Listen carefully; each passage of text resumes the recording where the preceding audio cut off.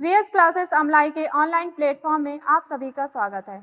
आज हम कोई टॉपिक नहीं पढ़ने वाले हैं, कोई सब्जेक्ट जो है यहाँ डिस्कस नहीं कर रहे हैं, लेकिन एक ज़रूरी इन्फॉर्मेशन यहाँ पर आपको देने वाली हूँ। एक ज़रूरी नोटिफिकेशन आया हुआ है आप सभी के लिए, जो भी यहाँ पे कॉम्पिटिटिव एग्जाम की तैयारी कर रहे हैं।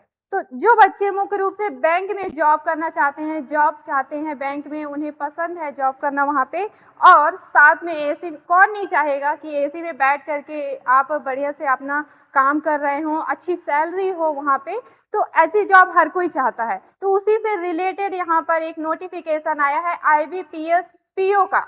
ठीक है, यह अधिसूचना जारी हुई है 30 जून को रात में 12 साढ़े 12 की समथिंग, यानी ये नोटिफिकेशन आ चुका है। यहाँ पर साइट देख सकते हैं आप, आईबीपीएस की साइट है जिसके माध्यम से आप अप्लाई कर सकते हैं। ठीक है, इसका मतलब आईबीपीएस है क्या, तो ये सबसे पहले इसको शॉर्ट में समझ लीजिए। ये है institute of banking personal selection. ये एक बोर्ड है, एक संस्था है जिसमें आपको प्रोबेशनरी ऑफिसर की पोस्ट, ऑफिसर लगा हुआ है, ऑफिसर की पोस्ट है। तो ये एक संस्था है, क्या करती है, ये एक संस्था है, ये भर्ती संस्था है। ठीक है ना, ध्यान रखिएगा, ये भर्ती संस्था है। जो बैंक होते हैं आपके, चाहे आरबीआई हो या एसबीआई हो और दूसरे भी बड़े छोटे बैंक है, सभी बैंकों में आपकी भर्ती जो होती हैं, जो एम्प्लॉइज जो है वहां पे ज्वाइन करते हैं, उनकी भर्ती परीक्षाएं जो है जहां से आयोजित कराई जाती है वो है आईबीपीएस। इस संस्था में एक ऑफिसर की, जिसमें आपको प्रोबेशनरी ऑफिसर का पोस्ट मिल रहा है, जो क्या करेगा, आपको ऑब्जर्व करेगा, इन परीक्षाओं को जो है संचालित करवाने में एक ऑफिसर के तौर पे वहां पे नियुक्त होगा। बहुत अच्छी पोस्ट है। तो इसके बारे में क्या है, सारी चीजों पर हम चर्चा करेंगे। इस नोटिफिकेशन में क्या क्या आपको मिलने वाला है, एग्जाम पैटर्न कैसा होगा, इसमें आपका एलिजिबिलिटी क्या होगी, मार्किंग क्या है और कहाँ कहाँ एग्जाम कंडक्ट होंगे, ये सारी चीजों पर आज चर्चा करेंगे। और साथ में हम आईबीपीएस का सिलेबस भी लास्ट में डिस्कस करेंगे। ठीक है ना, चलिए मेरे साथ वीडियो में हम लास्ट तक जुड़े रहिएगा, क्योंकि ये सभी के लिए है, जो पहले से बैंक की तैयारी कर रहे हैं और जो नहीं कर रहे हैं उनके लिए भी है। अभी समय है, वो तैयारी इसकी कर सकते हैं। ठीक है ना, चलिए समझते हैं सारी चीजों को। देखिए, अब यहाँ पर थोड़ा सा हम इसका विस्तृत सारांश में जो है देख लेते हैं डिटेल की आईबीपीएस के बारे में क्या बात की जा रही है। टोटल 6715 भर्तियां आने वाली हैं। ठीक है, बहुत बड़ा नंबर है, ये बहुत बड़ा नंबर है। और खासकर आईबीपीएस के इसमें हम देखें पोस्ट में, तो अभी तक जितने भी पिछले जो भी सालों में भर्तियां निकली हैं, उसमें से ये सबसे ज्यादा है अभी ये नंबर। ठीक है ना, इसमें मतलब आपको जो 6715 भर्तियों के साथ ये जो पोस्ट आई हुई है, ये आपके लिए बहुत अच्छी अपॉर्चुनिटी के लिए, बहुत अच्छी अपॉर्चुनिटी आप मान सकते हैं। बहुत लोग भरेंगे इसमें, हो सकता है संख्या इसमें लाखों की हो। ठीक है, लेकिन आप उनमें से एक हो सकते हैं। हर कोई पास नहीं होगा, जो पढ़ रहा है केवल वही पास होगा। इसलिए आप ये मान सकते हैं कि आपके लिए भी ये अच्छा अवसर हो सकता है। ठीक है ना, ये एक भर्ती बोर्ड है, इसमें बताया जा रहा है। साथ में इसमें देखिए कितने चरणों में ये एग्जाम होने वाला है, तो 3 चरणों में, 3 स्टेप्स में ये एग्जाम होने वाला है, जिसमें आपका प्रीलिम्स होगा, मेंस होगा और इंटरव्यू होगा। ठीक है, बढ़िया एग्जाम है ये। भले आपको देखने में लग रहा है कि भाई प्रीलिम्स भी देना है, फिर मेंस भी देना है, फिर इंटरव्यू भी है, तो ये जैसे आपका पीएससी हो गया, यूपीएससी जैसा एग्जाम है, पर नहीं, ये बहुत इजी है। इनके सिलेबस और पैटर्न आपको बताऊंगी डिटेल में आगे चल के, तो आप समझ पाएंगे खुद भी सारी चीजों को। सारा एग्जाम पैटर्न कैसा होगा, इसमें आवेदन का जो मोड है, मोड दिया हुआ है, यानी अप्लाई कैसे कर सकते हैं, ऑनलाइन मेथड है। ठीक है, ऑनलाइन प्लेटफॉर्म में उसके आप साइट पे जा करके अप्लाई कर सकते हैं। इसका पूरा चयन प्रक्रिया ही ऑनलाइन होने वाला है। ठीक है, केवल आपको एक चीज और यहाँ पर करना पड़ेगा कि जो भी आपको संस्था मिलेगा, इंस्टीट्यूट मिलेगा, यानी एग्जाम का जहां पर भी आपको मिलेगा सेंटर, वहां बस आपको जाना पड़ेगा। लेकिन ये कंप्यूटर बेस्ड एग्जाम होने वाला है, यानी आपका आवेदन भी ऑनलाइन भरे जाएंगे, एग्जाम भी ऑनलाइन होगा, और जो भी उसके अपडेट्स आएंगे वो आपको पूरा ऑनलाइन मेथड से ही मिलने वाला है। ठीक है, चलिए आगे समझते हैं इसमें। अब इसमें कुछ कुछ चीजें जो है बदली गई हैं, मतलब कुछ कुछ चीजें अपडेट भी की गई हैं। तो देखिए, प्रीलिम्स में तो कोई चेंजेस नहीं हुआ है, लेकिन मेंस में चेंज हुआ है। यहाँ पर प्रश्नों की संख्या जो है 170 कर दी गई है। 170, पहले जो है ये संख्या कम थी, इससे कम थी, 145 के समथिंग थी, लेकिन अब जो है क्वेश्चंस इसमें 170 कर दी गई है। ये मेंस में हुआ है, ध्यान रखिएगा, मेंस में। प्रीलिम्स में कोई चेंजेस नहीं हुआ है। हाँ, इसमें जो पदों की भर्तियां हमने अभी देखा 6715 भर्तियां निकली हैं, जो कि पिछले वर्षों से बहुत ज्यादा हैं, उनके मुकाबले में बहुत ज्यादा है। तो ये अच्छा अवसर हो सकता है, अच्छी बात हो सकती है। वेतनमान देखें तो इसमें आपको वेतनमान भी मैं आपको बताऊंगी कैसी इसमें आपको जो है सैलरी स्केल मिलने वाली है, पे स्केल मिलने वाली है, और काफी अच्छी है। ठीक है, और जो भी आप दूसरे एग्जाम देते हैं उनके लिए इतनी ज्यादा मेहनत करते हैं, उसके अकॉर्डिंग तो बहुत ही अच्छी है। चलिए आगे बढ़ते हैं इसमें। अब देखिए, जो आपकी 6715 जो आई हुई है वैकेंसी, पोस्ट निकले हुए हैं, वो किस कैटेगरी के लिए कितना निर्धारित है वो यहाँ डिफाइन कर दिया गया है। इतना भी आपको डिफाइन कर दिया गया है। अगर आप जनरल के हैं तो आपको 2719 पदों के लिए आपको अप्लाई करना है। ओबीसी के हैं तो 1816 पदों के लिए आपको अप्लाई करना है। एससी के हैं तो 1009, ईडब्ल्यूएस के हैं तो 669 है, और एसटी के हैं आप तो 502 पोस्ट हैं। यानी आप देख पा रहे हैं जितने भी आपके कैटेगरी है उन सभी में वैकेंसियां दी हैं, भर भर के दी हुई हैं। ठीक है ना, और सभी को मिला के 6700 पदों में, ये 715 पदों में ये भर्ती होने वाली है। प्रोबेशनरी ऑफिसर की जॉब है ये। ठीक है, तो बहुत अच्छा ये अवसर है, इसे हाथ से जाने ना दें जो भी आप तैयारी कर रहे हो। ठीक, अब जैसे कि मैंने बताया कि आईबीपीएस जो है बैंकों के लिए एग्जाम कंडक्ट करवाती है। ठीक है, तो उसमें कौन कौन से बैंक इसमें शामिल है देखिए, जैसे आपका बैंक ऑफ बड़ौदा है, बैंक ऑफ इंडिया है, बैंक ऑफ महाराष्ट्र है, और इस तरह से आपके टोटल 11 प्रमुख इंपॉर्टेंट बैंक इसमें शामिल है। इन सभी बैंक्स में आपको क्या मिलेगा, वहां पे जॉब मिलेगा, वहां पे पोस्टिंग मिल सकती है, जो उनके एग्जाम कंडक्ट करवाने वाली एक संस्था के तौर पर काम करती है। ठीक है, तो ये ध्यान रखेंगे कि आईबीपीएस में कितने बैंक शामिल हैं, तो 11 प्रमुख बैंक जो है इसके अंदर आते हैं। ठीक है, चलिए इसके बाद कुछ इंपॉर्टेंट डेट्स के बारे में देख लेते हैं। आईबीपीएस एग्जाम के इंपॉर्टेंट डेट्स कौन कौन सी, जैसे नोटिफिकेशन मैंने स्टार्टिंग में ही बताया, 30 जून को इसका नोटिफिकेशन आ चुका है। 1 जुलाई को फॉर्म भरे जाने स्टार्ट हो चुके हैं, आज 3 हो चुका है, और 21 जुलाई तक ये प्रोसेस चलने वाली है। 21 जुलाई को लास्ट आप एग्जाम फॉर्म भर सकते हो, अप्लाई कर सकते हो ऑनलाइन। ठीक है, एडमिट कार्ड आपको एग्जाम से पहले मिलेगा, और एग्जाम कब होने वाला है, 22 और 23 अगस्त 2026 को। एक चीज बहुत अच्छी है आईबीपीएस के साथ में कि ये नोटिफिकेशन में एकदम सारी चीजें क्लियर आपको डेट वाइज बता रहा है कि कब हमारा नोटिफिकेशन आया, कब से आपको फॉर्म भरना है, कब लास्ट है, यहाँ तक कि आपका एग्जाम डेट भी यहाँ पर क्लियर कर दिया है इन्होंने नोटिफिकेशन के साथ ही, कि 22 और 23 अगस्त को एग्जाम होने हैं, यानी जस्ट 1 महीने के बाद आपका एग्जाम होने वाला है। और मेंस का भी यहाँ पर दे दिया हुआ है कि 4 अक्टूबर 2026 को आपका मेंस भी हो जाएगा। ठीक है, अगस्त सितंबर अक्टूबर 2 महीने का टाइम मिल रहा है, 2 महीने भी नहीं कह सकते आप, 4 अक्टूबर की बात है तो। ठीक है, तो लगभग 1 महीने का समय आपको यहाँ पर मिल जा रहा है मेंस की तैयारी के लिए। और लास्ट में इंटरव्यू, जैसे आप ये कंप्लीट कर लेते हैं तो नवंबर दिसंबर में इंटरव्यू हो जाएगा। इसका मतलब जनवरी के स्टार्टिंग में 2027 में आपको पोस्टिंग मिल जाने वाली है। इतनी अच्छी प्रोसेस अभी तक मैंने बहुत कम एग्जाम में देखा है, जिसमें आपको सारी चीजें एकदम आपके सामने बता दी गई हो कि आपको इस दिन एग्जाम भरना है, इस दिन एग्जाम देने जाना है, इस दिन आपको मेंस देना है, इस दिन आपका इंटरव्यू हो जाएगा, इस दिन आपको ज्वाइनिंग लेटर मिल जाएगा। यानी एकदम सारी चीजें यहाँ पर क्लियर है। तो काफी अच्छी चीजें हैं कि यहाँ पर आपको सब कुछ क्लियर कर दिया गया है डेट के साथ में। ठीक है, चलिए आगे डिस्कस करते हैं। इस पे एलिजिबिलिटी देख लेते हैं और आयु के मापदंड देख लेते हैं, एज लिमिट क्या रखी गई है। तो अगर एलिजिबिलिटी देखें तो यहाँ पे राष्ट्रीयता, नेशनैलिटी दिया गया है इंडियन, यानी आप भारतीय होने चाहिए, भारत में कहीं पर भी निवास कर रहे हो।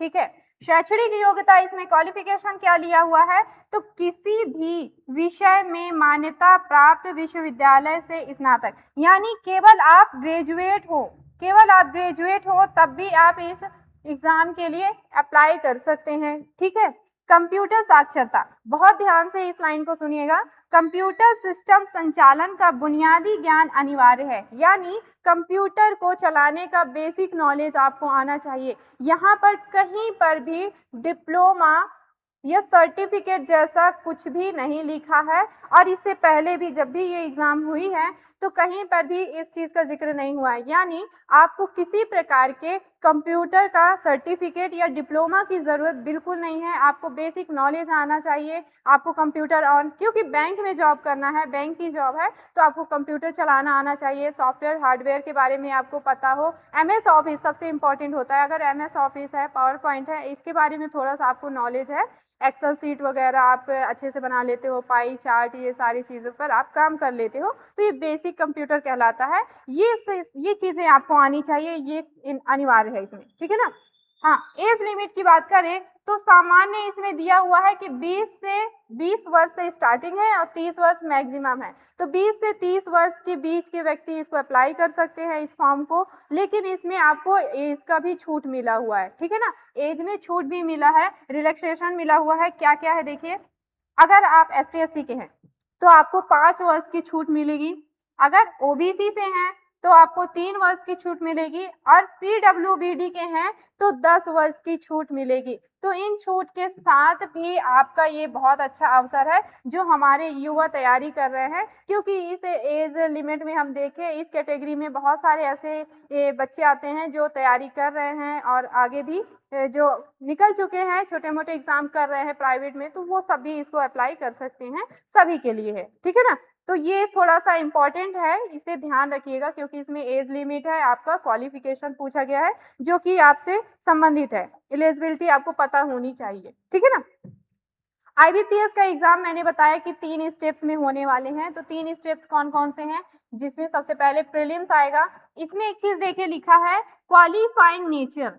ये जो IBPS का एग्जाम होना है वो क्वालिफाइंग नेचर होगा अगर उसका प्रीलिम्स है तो, ठीक है ना। यानी केवल आपको पास करना जरूरी है, इसके नंबर आपके नहीं जुड़ेंगे। नंबर कौन सा जुड़ेगा, तो यहाँ पे देखिए मेंस आपका मेरिट डिसाइडिंग टेस्ट होगा, ठीक है। यानी आपके जो मार्किंग है मेन, वो मेंस से ही तय होंगे, मेंस से ही डिसाइड होंगे, ठीक है ना। तो और एक चीज और है, ये दोनों एग्जाम आपके माइनस मार्किंग के साथ है, माइनस मार्किंग के साथ हैं, मोस्ट इंपॉर्टेंट है, इसको दिमाग में रख लीजिएगा, ठीक है ना। कहीं कहीं पर आपको, अगर आप अलग अलग साइट में इसकी नोटिफिकेशन देख रहे होंगे तो क्लियर नहीं कराएगा, वहां पे आपको यहाँ पे ये चीज क्लियर होनी चाहिए कि ये एग्जाम आपकी माइनस मार्किंग है। कितनी है, 1/4 के साथ, यानी 0.25 मार्किंग के साथ, माइनस मार्किंग के साथ ये एग्जाम होने वाला है, चाहे प्रीलिम्स हो चाहे मेंस हो। दोनों एग्जाम जब आपके क्लियर हो जाते हैं तो लास्ट में फिर इंटरव्यू हो जाएगा जो कि आपका फाइनल सिलेक्शन डिसाइड करेगा। तो इन 3 चरणों में होने वाले हैं।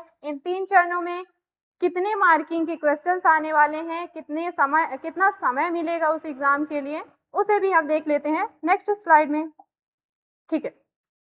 अगर हम प्रीलिम्स की बात करें तो देखिए कौन कौन से सब्जेक्ट आपका इसमें लिया गया है। यहाँ इंग्लिश है, यहाँ पे मैथ्स है, यहाँ पे रीजनिंग है। केवल 3 सब्जेक्ट पर बेस्ड आपका प्रीलिम्स होने वाला है। 100 क्वेश्चन होगा, 100 मार्क्स का होने वाला है और इसके लिए आपको 1 घंटे का समय सीमा मिलने वाला है, ठीक है ना। वहीं हम मेंस की बात करें तो मेंस में देखिए रीजनिंग है, जीए, जनरल अवेयरनेस यहाँ पे रखा गया है, अंग्रेजी है, डेटा एनालिसिस है, ठीक है। इतनी सारी चीजें इसमें शामिल हैं और ये जो है टोटल आपका कितना 170 मार्क्स का होने वाला है। टोटल प्रश्न इसमें 170 होंगे और जो मार्किंग होगी वो 200 होगा। मार्किंग कितनी हो जाएगी, 200 का होगा और आपको जो है यहाँ पर समय मिलने वाला है 180 मिनट का समय मिलने वाला है। दोनों चीजें क्लियर हो रही हैं। 1 घंटे का प्रीलिम्स होगा आपका और यहाँ पर 180 मिनट का मिल रहा है आपको, 6 दिन 12 6 3 18, यानी 3 घंटे का। 3 घंटे का मेंस होने वाला है। सब्जेक्ट आपको क्लियर है, 3 सब्जेक्ट आपके प्रीलिम्स में होंगे और यहाँ पर 1 2 3 4, ये 4 सब्जेक्ट या 4 टॉपिक जो है आपके मेंस को कवर करने वाले हैं। तो इतनी सारी चीजों को हमें पढ़ना है। यहाँ पर मोस्ट इंपॉर्टेंट चीज ये हो जाता है कि यहाँ पे नया जुड़ा हुआ है, देखिए आपका लेटर राइटिंग और एसे राइटिंग। लेटर राइटिंग और एसे राइटिंग भी है। तो क्या इसे आप कैसे करेंगे, अब मेंस की बात आती है तो बच्चों में कंफ्यूजन आ जाता है कि क्या हमें रिटन एग्जाम देना है, क्योंकि मेंस हमने पीएससी यूपीएससी में सुना है, हम प्रीलिम्स जो है कंप्यूटर बेस्ड देते हैं, कंप्यूटर बेस्ड टेस्ट देते हैं और उसके बाद मेंस में रिटन एग्जाम होता है। तो क्या सेम वैसा ही है इस IBPS एग्जाम में भी, तो नहीं। देखिए ये जो एग्जाम है आपका कंप्यूटर बेस्ड होने वाला है, ऑब्जेक्टिव टाइप, ऑब्जेक्टिव टाइप होने वाला है। और ये मेंस में जो टॉपिक हम देख रहे हैं, ये 4 सब्जेक्ट 4 टॉपिक देख रहे हैं, ये भी आपका कंप्यूटर बेस्ड टेस्ट होने वाला है, साथ में ऑब्जेक्टिव टेस्ट ही होगा। ये भी आपका ऑब्जेक्टिव पैटर्न में ही होने वाला है। बस आपको जो ये लेटर राइटिंग मिल रहा है और ये एसे राइटिंग है, वो आपको रिटन करना होगा, लेकिन इसको आपको पेपर में लिखने की जरूरत नहीं है। अलग से इसको टाइम नहीं दिया जाएगा, अलग से दिन नहीं दिया जाएगा। जो भी दिन आपको ये मिला है उसी के दौरान आपको कंप्यूटर में ही टाइप करना है ये एसे और लेटर को, ठीक है। तो अब एसे लेटर है तो किस पर कैसे टॉपिक आ सकते हैं, तो शॉर्ट में बता दूं, वो ये सारे बैंकिंग पर भी आधारित होंगी, बैंक से ही रिलेटेड। ऐसे अगर पूछ देगा तो बैंक के ही नियम कानून या उसी पर आधारित कोई टॉपिक दे देगा। लेटर जिसमें आपको बैंक प्रबंधक को कैसे लिखना है, या आप बैंक में जॉब कर रहे हैं तो जो दूसरे उम्मीदवार हैं जो आते हैं, कर्मचारी या ग्राहक आते हैं, उनको अगर कोई नोटिफिकेशन देना हो, कोई लेटर देना हो, कोई नोटिस देना हो, तो वो कैसे बनाए जाएंगे, उसका फॉर्मेट, कोई भी टॉपिक एक दे सकता है जिस पर आपको लेटर राइटिंग या ऐसे राइटिंग करना होगा, ठीक है ना। तो ये चीजें हो गई थोड़ा सा आपको एग्जाम के बारे में। उसके लास्ट में मैं आपको ये जो भी हम पढ़ रहे हैं इनके टॉपिक भी डिस्कस करेंगे, ठीक है ना, शॉर्ट में डिस्कस करेंगे, इसको बता दूंगी कौन कौन से टॉपिक्स आते हैं, तो वो भी आपके लिए ये यूजफुल हो जाएगा, ताकि आप आसानी से तैयारी कर सके, अलग से आपको फिर देखना ना पड़े कि सिलेबस का क्या है, पैटर्न कैसा है, ठीक है ना। चलिए अब देखिए, बहुत अच्छी चीज पे बात करने वाले हैं, इसकी सैलरी पे, ठीक है। सबसे इंपॉर्टेंट होता है किसी भी चीज को हम ज्वाइन करें, हम नॉर्मली भी प्राइवेट सेक्टर में भी कहीं जाते हैं, कोई छोटा मोटा भी काम करते हैं, तो सबसे पहले हम देखते हैं सैलरी, कि क्या सैलरी हमको वहां पर मिलने वाली है। तो सैलरी के लिए एकदम निश्चिंत हो जाइए, यहाँ पे बहुत अच्छी सैलरी मिलने वाली है। यहाँ पे आप बेसिक पे स्केल देख पा रहे हैं IBPS का, वो क्या है आपका 48,480 से स्टार्टिंग है, ये बेसिक पे है आपका, ध्यान रखिएगा। और लगभग 85,920 तक ये जाएगा, प्लस डियरेंस अलाउंस के साथ, मतलब डीए अलग से ऐड होगा। इसके अलावा आपको एचआरए अलग मिलेगा, सीसीए की फैसिलिटी अलग, मेडिकल फैसिलिटी आपको अलग से मिलेगी इसमें आपको, ठीक है। यानी इतनी सारी चीजें, लाइव कवर हो गया या फिर आपका हेल्थ कवर हो गया, इन सभी फैसिलिटी के साथ आपको ये जो है सैलरी अलग से मिल रही है। बहुत अच्छी जॉब है, बढ़िया। आप अच्छी सैलरी चाहते हैं और बैंक में है तो आप एसी के अंदर बैठ करके आराम से जॉब करने वाले हैं, तो बहुत अच्छी पोस्ट है ये, इस चीज को ध्यान रखेंगे, ठीक है। चलिए अब यहाँ पे जो पोस्ट हमने देखा है हमारा अभी का आया हुआ है 2026 का 6,715, तो उसका थोड़ा सा यहाँ पर हम देख लेते हैं किस तरह से अंतर है बाकी चीजों में। जैसे 2022 में 6,432 पोस्ट आई थी, फिर 23 में 3,049 जो कि बहुत कम पोस्ट थी, उसके बाद फिर 24 में 4,455 पोस्ट आए थे, फिर 25 में जो है 5,208 पोस्ट आई थी, और 2026 में अब 6,715 पोस्ट के साथ IBPS की ये सबसे बड़ी पोस्ट रही है, सबसे ज्यादा संख्या में भर्ती जो है निकली है इस बार, ठीक है। तो ज्यादा से ज्यादा उम्मीदवार जो है आप वहां पर अप्लाई कर सकते हैं, ठीक है। निराश मत होइए, जब भी चीजें आप मेहनत कर रहे हैं तो उसका कोई ना कोई नतीजा निकलेगा, ठीक है। तो निराश नहीं होइए, जो भी चीजें हालात जैसे भी चल रहे हैं उनसे लड़ते रहिए, अपनी पढ़ाई जारी रखिए, ठीक है। कभी भी आपको हताश नहीं होना है, निराश नहीं होना है, या अपनी उम्मीद नहीं छोड़ना है, लगे रहना है। देखिए यहाँ पे शॉर्ट में एक स्ट्रेटेजी भी मैं देना चाहूंगी यहाँ पे, कि आपको क्या चीजें करनी है क्या नहीं करनी है। तो देखिए साथ में आपको स्टडी प्लान बना के रखना है। देखिए और क्या करना है, आवेदन की चेकलिस्ट, मतलब जो भी आती है चीजें उनको ध्यान रखना है, ठीक है। ट्रेंड एनालिसिस, जो भी आपके नए आते हैं ट्रेंड में, उन चीजों को आपको ध्यान में रखना है, पढ़ते रहना है, नई चीजों के बारे में जानते रहना है, ठीक है। सिलेक्शन पर फोकस रखना है, मॉक टेस्ट देते रहना है ताकि आपकी प्रैक्टिस बनी रहे, ठीक है। और टाइम मैनेजमेंट, इन सभी को ध्यान में रख करके आप क्या करिए, प्रैक्टिस करिए, पढ़ते रहिए, जिससे आपका ये एग्जाम भी निकल जाएगा आसानी से, क्योंकि सब कुछ टाइम पर बेस्ड है, क्योंकि कंप्यूटर बेस्ड टेस्ट होने वाला है, चाहे आपका प्रीलिम्स हो चाहे मेंस हो, तो इसमें टाइम मैनेजमेंट बहुत इंपॉर्टेंट है, ठीक है। इतनी चीजें हो गई, आगे बढ़े। हाँ, अब आते हैं, जब मैंने इस पूरे एग्जाम के बारे में सारी चीजें बता दिया है कि क्या क्या आपके एग्जाम में होने वाले हैं, कैसे आपका एग्जाम होने वाला है, तो लास्ट में थोड़ा सा इसका सिलेबस भी पैटर्न भी देख लेते हैं कि क्या क्या चीजें या कौन कौन सी टॉपिक जो है हम यहाँ पर पढ़ेंगे। तो कोई भी आप एग्जाम दीजिए, चाहे आईबीपीएस का, चाहे आरबीआई का दे रहे हो, ठीक है, या एसबीआई का दे रहे हो, क्लर्क का दे रहे हो, या प्रोबेशनरी ऑफिसर का दे रहे हो, आरबीआई आप ग्रुप बी का दे रहे हो, तो इन सभी के लिए कैसा आपको पैटर्न होने वाला है, सिलेबस में क्या क्या आने वाला है। ठीक है, चलिए, तो अंग्रेजी यहाँ पर आपको देख पा रहे हैं, 5 आपको मिल रहे हैं, 5 सब्जेक्ट से लेकर के आपके आने वाले हैं इसमें एग्जाम में। अंग्रेजी जिसमें शामिल होगा, मैथ शामिल होगा, रीजनिंग होगा, जनरल अवेयरनेस होगा, और साथ में बैंकिंग जागरूकता भी, बैंकिंग की अवेयरनेस भी है इसमें शामिल होगी, क्योंकि बैंक की जॉब है तो ये होना तय है। ठीक है, कंप्यूटर योग्यता, कंप्यूटर की जो एलिजिबिलिटी है वो आपको होनी चाहिए, मतलब कंप्यूटर, बेसिक कंप्यूटर आपको आनी चाहिए। ये मेन हो गए, इनको थोड़ा सा डिटेल में देख लेते हैं। अगर इंग्लिश है तो इंग्लिश में क्या क्या आएगा? इंग्लिश में आपका रीडिंग कॉम्प्रिहेंशन दे देगा, क्लोज दे देगा, एरर स्पॉटिंग करने के लिए दे देगा यहाँ पे, और पैरा जम्बल्स के दे देगा। ठीक है, ये सारे आपको इंग्लिश कॉम्प्रिहेंशन के अंदर मिलेगा। ठीक है, फिल इन द ब्लैंक्स आ सकता है, वोकैबुलरी आ सकती है, फ्रेजेस आ जाएगा जिसमें रिप्लेसमेंट, फ्रेजेस रिप्लेसमेंट देखने को मिल जाएगा, मैच द कॉलम आ सकता है। ठीक है, इसके अलावा इंग्लिश में आपकी क्या चीजें चेक की जाएंगी? आपका ग्रामर देखा जाएगा, स्पीड देखी जाएगी, और एक्यूरेसी, ये मोस्ट इंपॉर्टेंट है, यानी इंग्लिश अच्छे से आनी चाहिए, इसमें ये चीज जरूरी है। ठीक है, पैसेज भी दे सकता है, जिसके स्टेटमेंट वगैरह दे सकता है, जिस पर बेस्ड क्वेश्चंस आपसे पूछा जा सकता है। तो ये इंग्लिश के टॉपिक हो गए।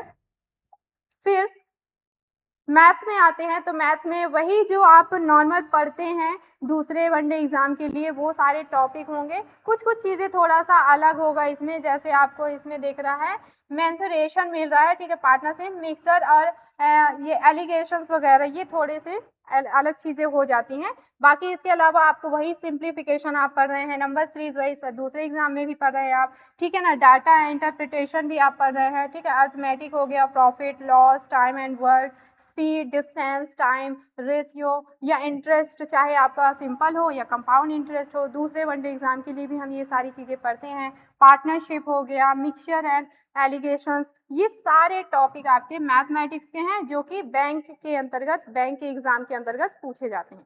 ठीक, तो इंग्लिश का हो गया, मैथ्स का हो गया।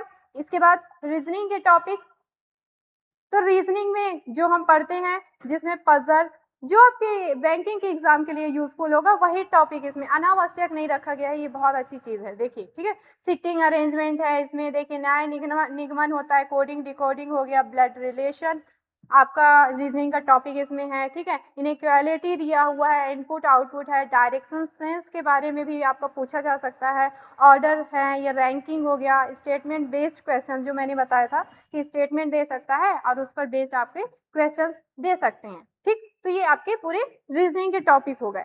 अगर आपको पीडीएफ चाहिए तो मैं बता दूंगी कि पीडीएफ आपको कहाँ मिल जाएगा, ये पूरे एग्जाम का डिटेल के साथ में। ठीक, तो पीडीएफ नोट्स भी आपको ये मिल जाएगा इस पूरे नोटिफिकेशन का।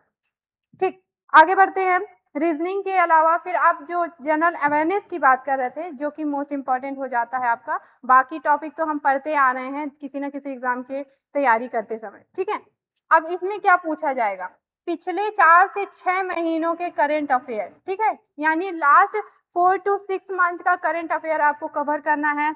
जनरल अवेयरनेस में आप देखिए, स्टैटिक जीके देखा जाएगा इसमें, और स्टैटिक जीके भी आपका किस पर बेस्ड होना चाहिए? बैंकिंग से रिलेटेड ही होना चाहिए। यानी आप इसमें इकोनॉमी को ले सकते हैं, जिसमें बैंक का इतिहास पूछा जा सकता है, बैंक कब बने थे, कब सबसे पहले आया था, उससे संबंधित कोई योजना, कोई नीति, कोई पॉलिसी बनी थी, वो सारी चीजें इसमें पूछी जा सकती है। बैंक से संबंधित एक्ट्स हो गए, लॉज हो गए, ये सब पूछा जा सकता है। ठीक है, इसके अलावा आरबीआई के कार्य, क्योंकि आरबीआई ही कंट्रोल करती है हमारे भारत में, बैंकों का जो राजा होता है, या जहां से हमारे सारे बैंक्स जो है, सारे फंड जो है कंट्रोल होते हैं, वो आरबीआई है। तो आरबीआई के बारे में तो बिल्कुल क्वेश्चन आ सकता है।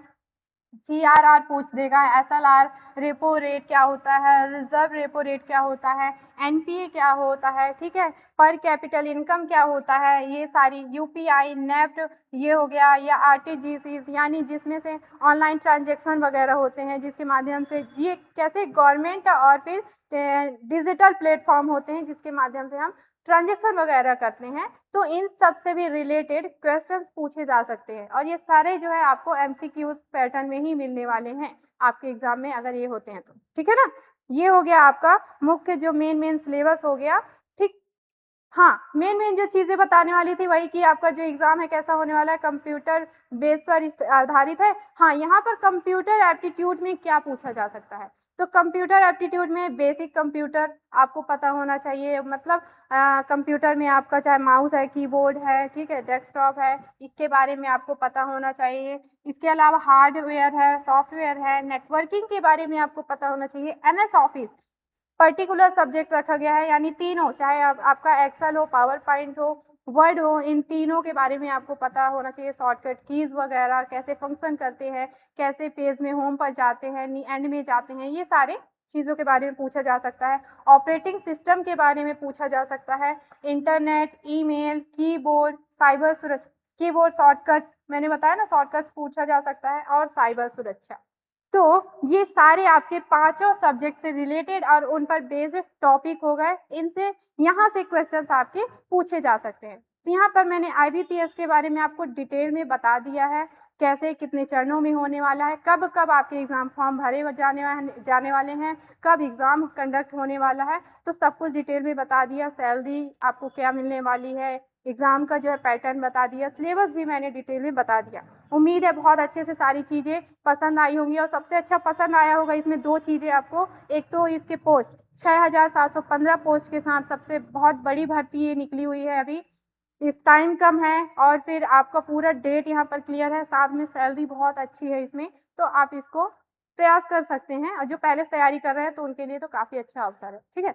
लास्ट में आपको मैं यहाँ पर थोड़ा-सा बताना चाहूँगी कि जो हमारी टीम है वीएस क्लासेस, वो यहाँ पर मिशन कांस्टेबल 2026 लेकर आई हुई है। यहाँ पर आपको एमपी कांस्टेबल का कंप्लीट सिलेबस मिल रहा है फ्री ऑफ कॉस्ट हमारे यूट्यूब चैनल पे मिल रहा है। इसका मतलब ये क्लासेस जो है 11 मई से स्टार्ट हो चुकी है, ठीक है, और अभी क्लासेस कंटिन्यू चल रही हैं। इसमें हम आपको कंप्लीट सिलेबस दे रहे हैं। क्लासेस डेली आ रही हैं, इसमें डेली क्लासेस आ रही हैं। आपको 2 से 3 वीडियोस जो है एमपी कांस्टेबल के सिलेबस से रिलेटेड मिलेगा, चाहे वो एमपी से रिलेटेड हो, चाहे वो भारत से आपका इंडियन जीके से रिलेटेड हो, करंट अफेयर हो, मैथ्स हो, रीजनिंग हो, इनसे रिलेटेड वीडियोस आपको कंटिन्यू आ रही हैं। आप हमारे चैनल पे विजिट करिएगा तो प्लेलिस्ट में जाकर के ये सारी चीज़ें आपको मिल जाएँगी। हाँ, ये रिकॉर्डेड बैकअप के साथ में है, तो आप बार-बार चीज़ों को देख सकते हैं। साथ में पीडीएफ नोट्स भी हम यहाँ पर दे रहे हैं, वीकली टेस्ट, मॉक टेस्ट, ये सारा चीज़ लेकर के, यानी कंप्लीट तैयारी के साथ यहाँ एमपी कांस्टेबल की तैयारी करवा रहे हैं ऑनलाइन, और ये ऑनलाइन है, इसके अलावा ऑफलाइन क्लासेस भी संचालित है। तो ऑफलाइन के लिए आपको क्या करना है, देखिए, यहाँ पर आपको दिख रहा होगा, ये हमारे इंस्टीट्यूट का कॉन्टैक्ट नंबर है।